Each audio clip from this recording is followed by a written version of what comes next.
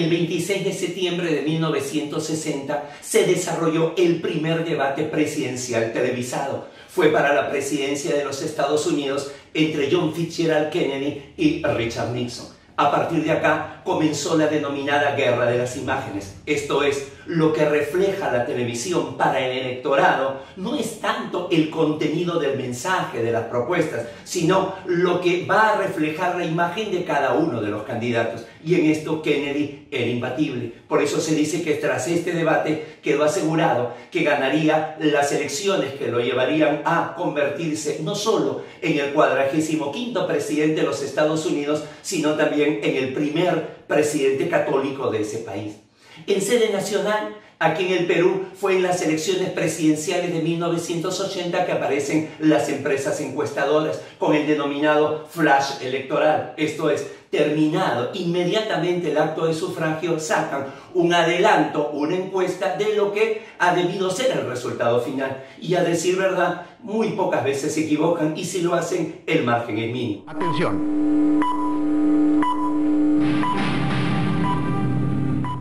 A partir de entonces, las empresas encuestadoras han venido haciendo cada vez de una manera más continua, el día de hoy, cada final de mes, una encuesta sobre la aceptación o popularidad de algunas instituciones. Por ello es que, al concluir cada mes, tenemos cuál es el grado de popularidad del presidente de la República, del alcalde de Lima, de las principales autoridades, de ministros del Congreso. Sin embargo, en esa lista también aparece el grado de popularidad del Poder Judicial. Aquí es donde se encienden las alarmas, porque no es soluble. Una cosa es medir mediante una encuesta el grado de aceptación que puedan tener los poderes mayoritarios, ejecutivo, legislativo, poderes que nacen por el voto popular, y otra cosa es pedir el grado de aceptación sobre lo que viene a denominarse el poder contramayoritario, que está representado por el Poder Judicial y el Tribunal Constitucional. Sobre este desvío conceptual es que queremos esclarecer algunas cosas en la presente entrega.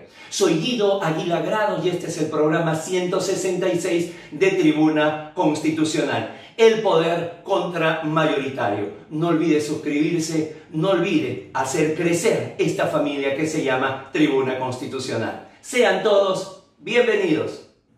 Desde la Declaración de los Derechos del Hombre y del Ciudadano, el 26 de agosto de 1789, se conoce cuál es la misión del constitucionalismo. Todo lo va a resumir en su penúltimo artículo, el 16º.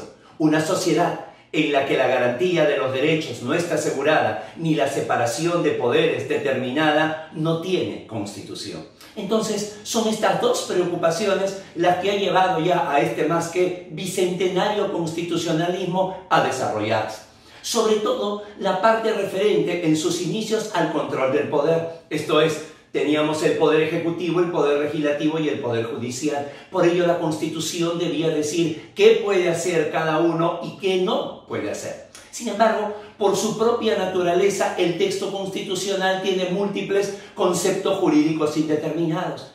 En todas las constituciones de nuestros países se señala bienestar general, bien común, justiprecio, orden público, protección adecuada, entre otros. Entonces, a estos hay que sumarle los derechos fundamentales, que son solamente enunciativos, y sobre todo las declaraciones políticas.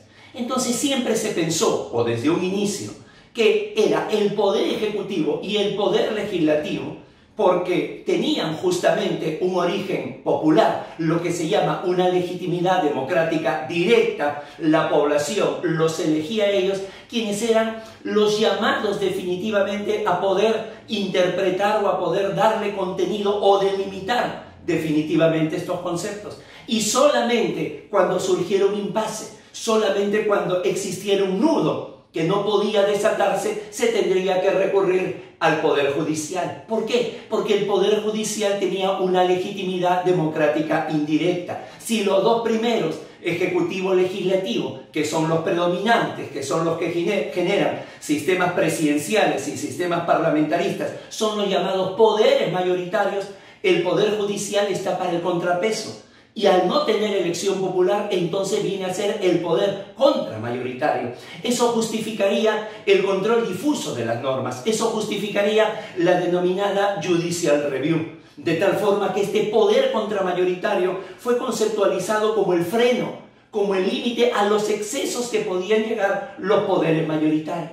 Sin embargo, esto que inicialmente durante 150 años, los primeros del constitucionalismo, se reservó solamente para la parte orgánica, para la parte de la tensión de poderes, luego, a partir, mejor dicho, en la segunda mitad del siglo XX, más exactamente luego de la Segunda Guerra Mundial, en Estados Unidos comenzó a desarrollarse este poder contramayoritario, que es el poder judicial, ya no solamente para que tenga relevancia con sus decisiones en cuestiones políticas, sino en cuestiones de derechos. Y a partir de ese momento se da una seguidilla de sentencias en la cual va a ser la Suprema Corte Norteamericana la que a través de sus decisiones va a señalar no solamente legislaciones, sino también políticas públicas. Dos sentencias nos parecen las más paradigmáticas. La primera, la del 17 de marzo de 1954, el caso Brown versus Blackboard Education of Topeka. Y la segunda, la del 22 de enero de 1973, el caso Roe versus Wade, que declaró inconstitucional la ley que prohibía el aborto, predominando el derecho a la intimidad.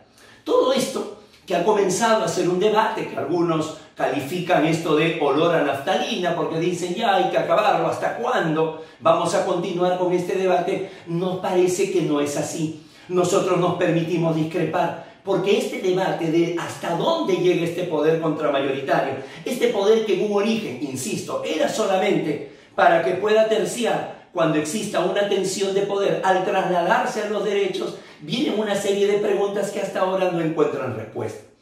Vamos a centrarnos, porque es la naturaleza solo del programa, dar un pantallazo, dar una idea, en lo que vienen a señalar dos juristas. El primero, Alexander Bickel, con su obra ya traducida al español, El Poder Judicial como la rama menos peligrosa del poder, en la cual señala justamente, se le reconoce a los órganos jurisdiccionales, como no, que son un poder contramayoritario, pero atención, solamente constituyen en el ámbito democrático una democracia auxiliar. Por eso es que desde siempre el ámbito de poder mantuvo la llamada political questions, aquellas cuestiones que no podían ser judicializadas.